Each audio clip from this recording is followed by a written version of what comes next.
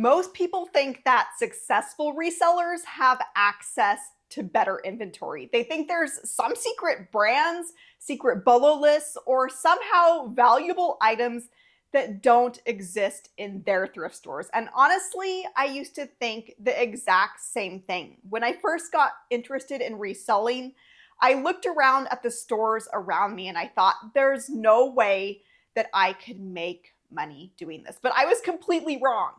What made the biggest difference for me wasn't learning more brands. It was realizing that there was valuable items all around me that other people were missing. Well, my name is LeeMeier, and since those early days, I've sold thousands of items, have made over 100,000 net profit selling used clothes, even paid off my house. Not because I memorized every brand, but because I learned one thing: how to spot value. And that's something that most resellers never learn. Now, the top 1% of resellers aren't successful because they know more brands. They're successful because they know how to recognize valuable items before everyone else, including the thrift stores. In fact, the exact clues you're gonna learn in this video helped me to be able to identify this leather strap on a recent sourcing trip that's comping out around $125. And you never find it on a BOLO list, but there's a handful of clues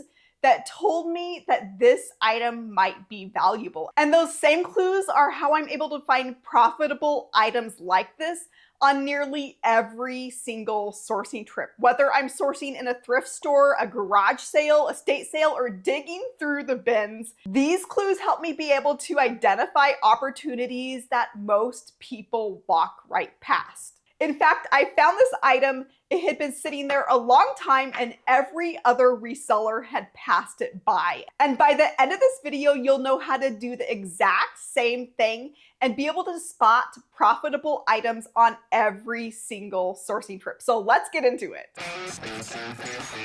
Before we get into the specific clues, let's talk about the biggest mindset shift that helped me become a better reseller. And it's this: I stopped asking, what brand is this? And I started asking, is somebody searching for this? Would somebody pay good money for this? Because once you start thinking that way, you realize that people buy all kinds of things for various reasons. Maybe it's an item that's made with a premium material. Maybe it's a hard to find rare item.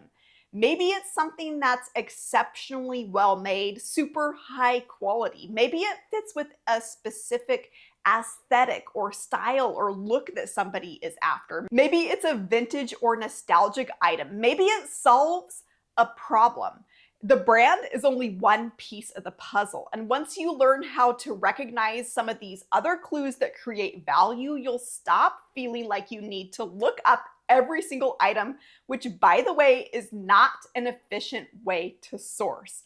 Now, if I could teach one thing about spotting value, this would be near the top of the list. And it's this: materials matter. So before I ever even look at a brand tag, I'm usually touching the item. I'm feeling the fabric. I'm checking for things like texture.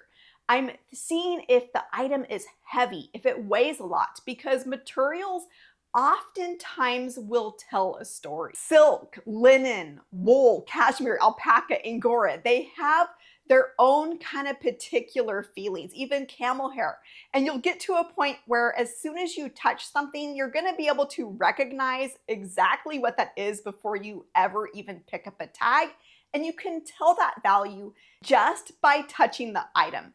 Now, these materials usually cost more brand new out of the store, and they hold their resale value as well. They perform better, they tend to last longer, they're usually much higher quality, and that's one of the reasons why they are so sought after on the resale market.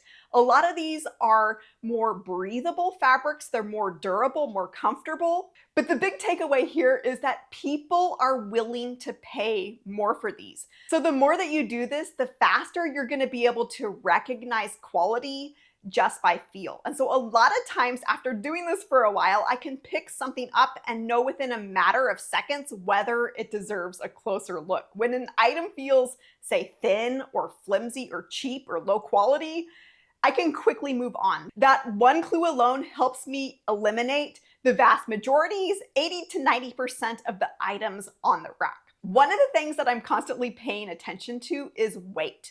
How heavy the item feels, even if it's just lifting the sleeve of an item. If it's picking up part of a jacket, feeling how dense the fabric is, that can give a really good clue to value. Quality items almost always feel heavier, feel thicker. Not always, but most of the time. And that extra weight can come from better yarns, denser fabrics, higher quality construction, more materials, and just additional features. Cheap clothes oftentimes feel flimsy. You can feel that the second that you touch a cheap item. Quality clothing, on the other hand, feels like somebody spent money making it. Now, this is where most people never look. You want to turn the item inside out. Look at the inside, look at the seams, look at how they're finished, look at the hardware, things like buttons and zippers, look at the lining of items, whether it's a bag or a jacket. I want to know how this item was built. Am I seeing reinforced seams? Am I seeing finished edges? Am I seeing quality zippers, thick, heavy zippers? Am I seeing quality buttons? All of those little details mean value. Stronger stitching, quality lining, those are the things that tip me off. If I'm seeing things like loose threads or poor construction, loose stitching, unfinished hems, those are some of the clues of fast fashion. It might look fine from the outside, but once you start looking at the construction of the garment, some of those shortcuts become obvious. And the inside of an item can often tell you a whole lot more than the outside of the item. The next clue that I look for is craftsmanship. How much work went into making the item? The more labor that's involved, the more interested I become. If I'm seeing things like a lot of embroidery, if I'm seeing beadwork, sequins, studding, applique, intarsia with sweaters, quilting or specialty knits, or unique details, that tells me that these items usually started life as a more expensive product, and buyers are often willing to pay more for them today. They're willing to pay for that extra construction cost and those details. Now, in this video, I'm going deep into how to identify valuable inventory. I'm not holding anything back. But I want you to know that finding valuable items is only one piece of building a successful reselling business. So if you're struggling to find inventory consistently, if you're struggling with a low average sale price, or you're wanting to have more consistent sales or personal help, that's exactly what I help members with inside of the Empowered Reseller. That's where I'm able to give things like personal help, be able to answer questions live. I share what's working right now and help members build a business that creates consistent daily sales. I'll put a link below if you'd like the help, but let's get into this next one, because this is where a lot of resellers get into trouble. They learn about aesthetics, about style-based selling, and yes, styles can be valuable, whether it's Western or boho, whimsy goth, or coastal. Say grandpacore, cottagecore, Y2K. Buyers are shopping by those styles, but what I found with a lot of resellers is they start buying anything and everything that fits a style. And that's a huge mistake, because style by itself does not create value. Style combined with quality is what actually creates value. So a cheap marketplace version, mass-produced, fast fashion item that is trendy isn't worth much, but a well-made version from the same trend can lead to significantly higher profits. That's why I'm always judging both the style as well as the quality of the item. And this is something that a lot of newer resellers overlook. Size matters. If I have two identical shirts and one is a size small and the other is a size, say, 5X, there's a really good chance that the 5X will sell for much more. The same thing can happen with tall sizes, with big and tall, with extended sizing. Why? It's because those items are usually harder to find. So value isn't just determined by what something is. Value is also determined by how difficult it is to replace or how difficult it is to find. Another clue that creates value is what I call function. Let me explain this another way. Does this item solve a specific problem? Does somebody need this item to be able to do something specific? Because when an item serves a specific purpose, buyers are often willing to spend more money on that item, and they're usually buying it faster. Think about it this way. A basic scarf might be nice to have, and that's a really good example of somebody maybe making an impulse purchase when they're in a store and they see an item like that. It's probably not something that they need. Compare that to, say, a motorcycle jacket, and somebody needs that to be able to ride their motorcycle. In the same way, a pair of jeans might be nice to have, but say a pair of Kevlar motorcycle riding jeans, now that serves a specific purpose, and somebody needs that to be able to protect themselves. Another example of this, a regular pair of shoes might be nice, might go good with an outfit, but let's take an orthopedic pair of shoes. Now that solves a particular problem. I think you're getting the idea here, but the same thing can be true for, say, wrestling shoes, wrestling singlets, cycling gear, fishing gear, hiking gear, ski gear, hunting apparel. I could go on and on. Posture bras, compression garments, workwear, safety gear. So when I find items that are meant for a specific purpose, a specific activity, a profession, a hobby, or there's something that somebody would need, I almost always take a closer look, because people aren't just buying those items that look nice. They're buying these types of items because they need them. And that need oftentimes creates value. In many of these cases, these types of items will sell faster and for more money than just a generic fashion item, because the buyer isn't simply shopping for something they want. They're shopping for something that solves a specific problem. Now, vintage, it really deserves an entire video of its own, but these are the clues that immediately get my attention. Things like made in the USA, older care tags, union tags, older sizing systems. If I'm seeing things like lot numbers or countries that no longer exist, when I'm seeing those kinds of things, I'm taking a closer look. Now, I do have a video that goes more in depth to this. I will link up here at the top of your screen. Now, everything that we've talked about so far probably sounds like we're looking for perfect items, but that's not always the case.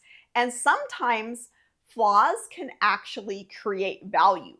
Things like paint stains, distressed denim, rips and tears, thrashed t-shirts, worn patinaed leather. Some buyers, they don't want perfect. They want authentic. They want a worn-in look. And that's why some of the most valuable items you'll ever find look terrible or like garbage to the average person. Now let's talk about some of the clues that make me move on pretty quickly. First up, random marketplace brands, mass-produced, made-up brand names, no neck tag, only size tags. If I'm seeing no brand label but only a size tag, that is a really good clue. If I'm seeing thin or flimsy fabric, if I'm seeing poor stitching or cheap hardware, if I'm seeing lining inside of jackets or bags that is just thin and not stitched in very well, even things like basic tank tops, basic t-shirts, most of those I'm skipping right past. If I'm seeing low effort construction, that's another thing that is a quick no. Now, some of these items might sell. There's always exceptions to the rules, but these are the types of items that I'm usually skipping past pretty quickly and spending my time on the other items that I mentioned previously, where it's more worth my time to go ahead and look up comps. Let's circle back around to this leather strap. What made me pick this up was not a logo. It wasn't on anybody's BOLO list. What it was the quality. I could tell immediately that it's real leather.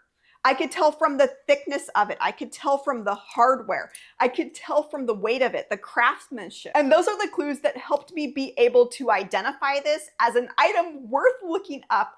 And that's when I found that it was comping out around $125. That's the real lesson here, is being able to spot quality like this. The goal isn't to memorize thousands of brands. The goal is to train your eye to be able to recognize value, because once you can do that, you can stop relying on BOLO lists. You'll stop having to look up every single item, and you'll stop feeling like other resellers have access to better inventory and you don't. And you'll start seeing opportunities that most people walk right past, which is exactly what the top 1% of resellers do differently. The goal is not to know more. The goal is to notice more. If you enjoy this video, make sure you watch this next one where I break down how to spot valuable items at the Goodwill outlet, which is where I found this leather strap. Just click or tap your screen and I'll see you there.